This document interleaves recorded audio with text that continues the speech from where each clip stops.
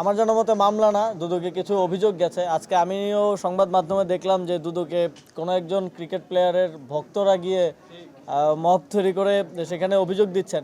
এখন আমারও একটা অভিযোগ আছে যে মানে আহ, উম, কোনো তখন আমি সরকারের দায়িত্বে থাকাকালীন জুলাই গণঅভ্যুত্থানের বিপক্ষে অবস্থান নেওয়ার কারণে এবং শেখ হাসিনাকে এন্ডোর্স করার কারণে বলেছিলাম এবং সিদ্ধান্ত নিয়েছিলাম যে সাকিব আল হাসান বাংলাদেশের জার্সি পরে বাংলাদেশের পতাকা বহন করার কোনো নৈতিক অধিকার তার নেই।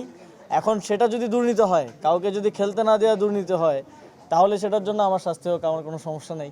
এখন আমাদের আসলে খুবই হাস্যকর হয়ে যাচ্ছে বিষয়গুলো। সাকিব আল হাসানকে খেলতে না দেওয়ার কারণে তার ভক্তরা গিয়ে 1,000 কোটি টাকার দুর্নীতির অভিযোগ করলো এবং গতকালকে সারাদিন সেটা নিয়ে সব মোটামুটি মিডিয়ায় এক ধরনের মিডিয়া ট্রায়াল চললো। কেউ সেই অভিযোগের কারণটা কি এবং কারা দিয়েছে সেটা কেউ উল্লেখ করলো না, সেটা আজকে গণমাধ্যমে আসলো। এটা খুব দুঃখজনক এবং আমার জানা মতে দুদকে অভিযোগ দেওয়ার প্রক্রিয়াটা খুবই ইজি, যে কেউ গিয়ে অভিযোগ দিয়ে আসতে পারে। কিন্তু তারপরেও তাদেরকে কেন সেখানে মব তৈরি করতে হলো বা সেখানে কেন এইভাবে লোকবল নিয়ে, আমার ধারণা হচ্ছে এর পিছনে কোনো ধরনের উস্কানি অথবা ইন্ধন আছে। কোনো যদি সুস্পষ্ট কোনো এই ধরনের হাস্যরসাত্মক অভিযোগ ছাড়া যদি কোনো সুস্পষ্ট কারো অভিযোগ থাকে, আমি মনে করি সেটা সে করতে পারে। এটা গণতান্ত্রিক দেশে সবার সে অধিকার আছে।